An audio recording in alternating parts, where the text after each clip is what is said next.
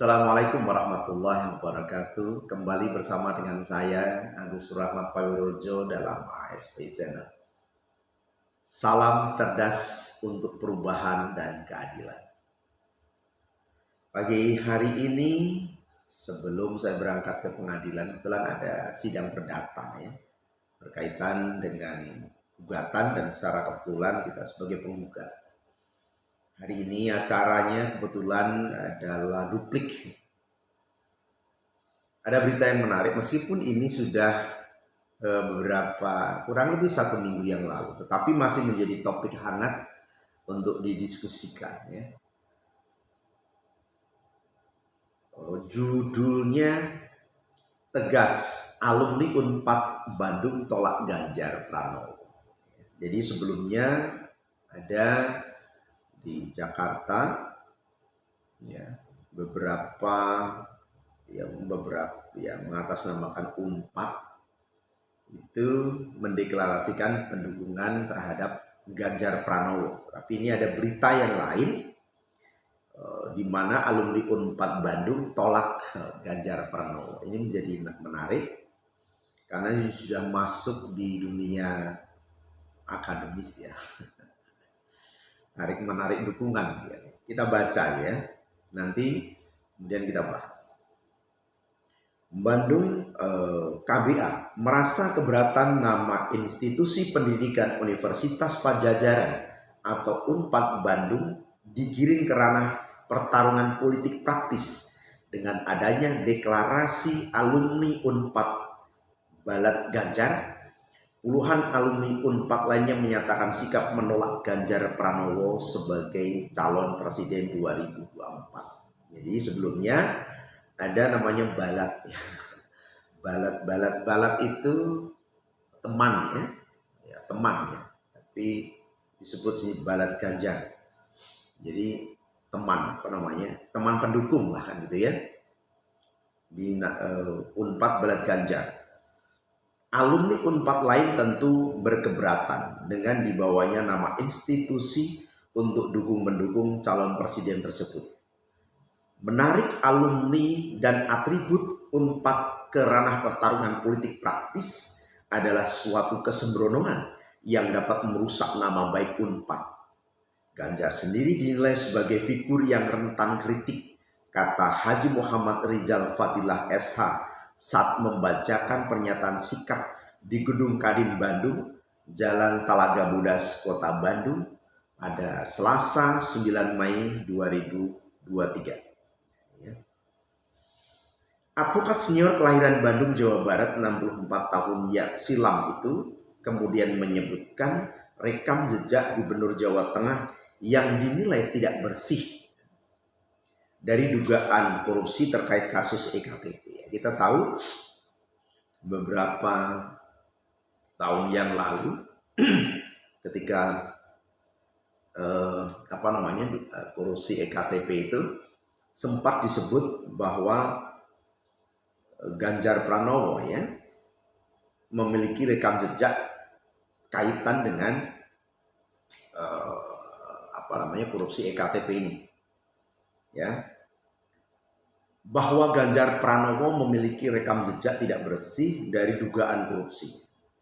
Di persidangan PN Tipikor Jakarta, Ganjar sebagai wakil ketua komisi DPR disebutkan menerima uang suap sebesar 500.000 US dollar. Ya. Ya, diduga seperti itu.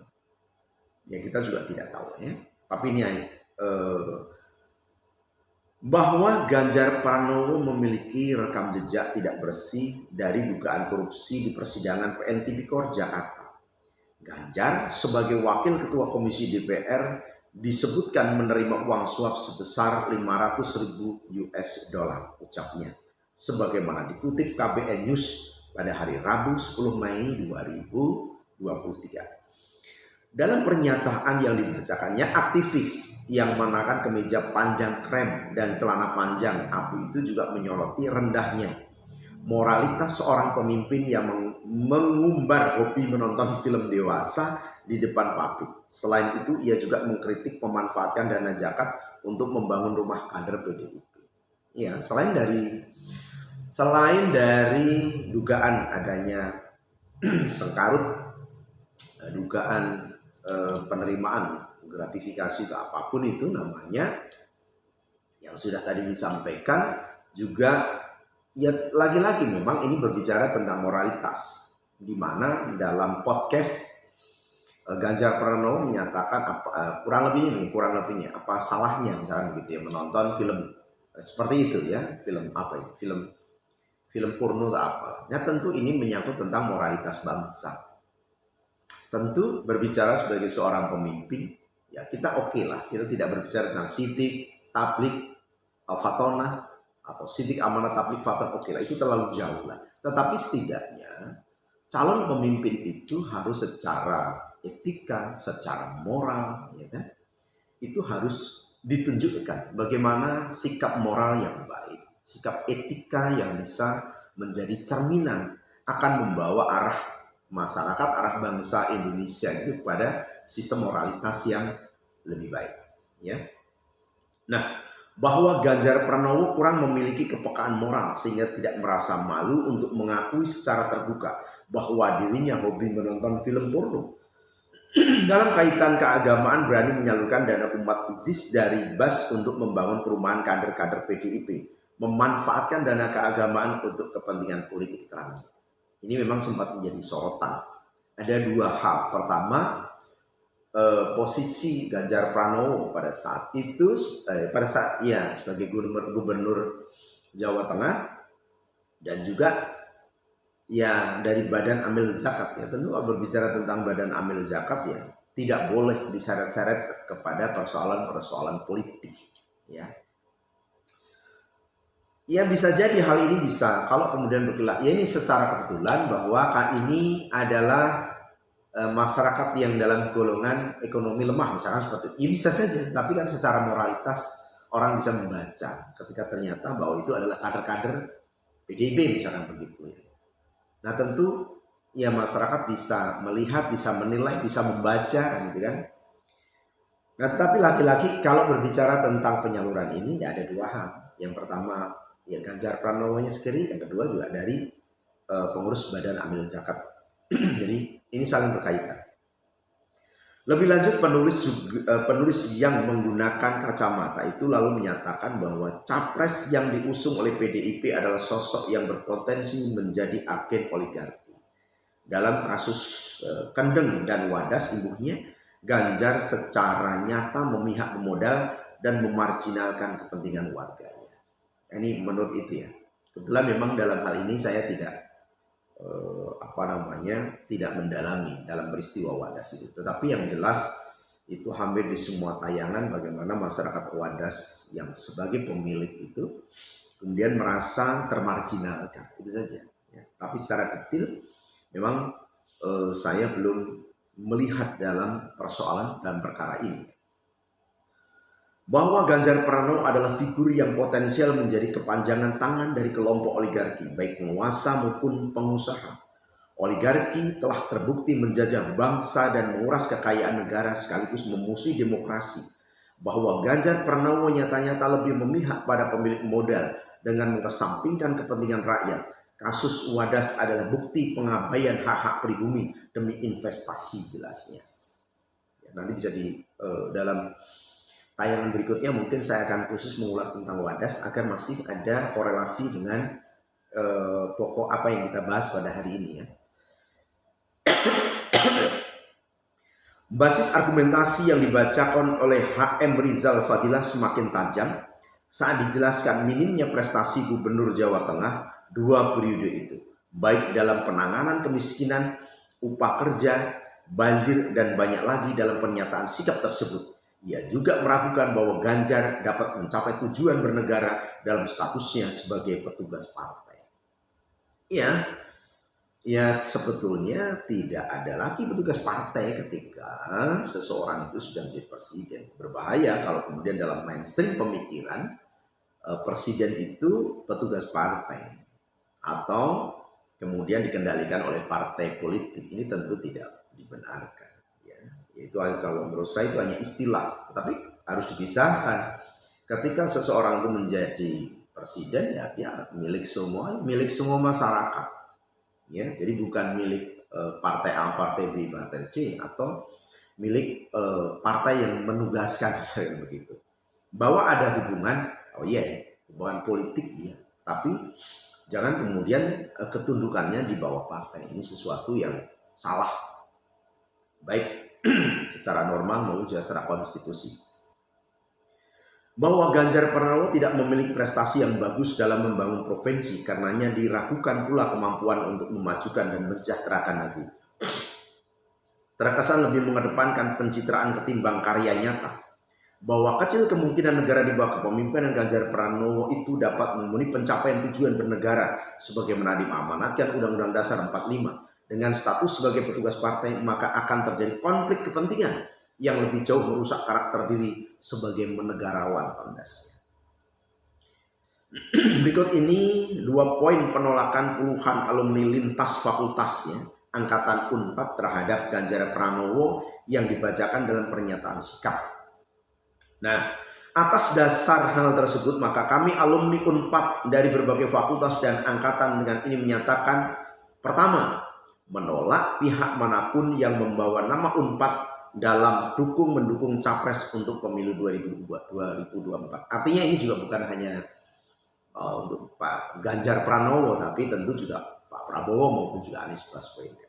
Ya, jadi jangan kemudian seolah-olah bahwa ini, oh kenapa kok hanya Ganjar Pranowo? Itu dalam pernyataannya sudah jelas sekali bahwa ini juga kepada siapapun ya, para kontestan yang nanti akan maju sebagai calon presiden 2024-2029.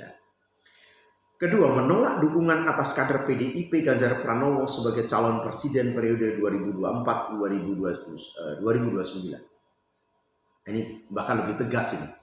Menolak dukungan atas kader PDIP. Jadi ada pernyataan yang langsung. Yang pertama kepada siapapun, ya. Kalau kita lihat hari ini ada 3. Maka ada Anies Baswedan, ada Ganjar Pranowo, juga ada Prabowo. Ketiga-tiganya tidak boleh menyeret-nyeret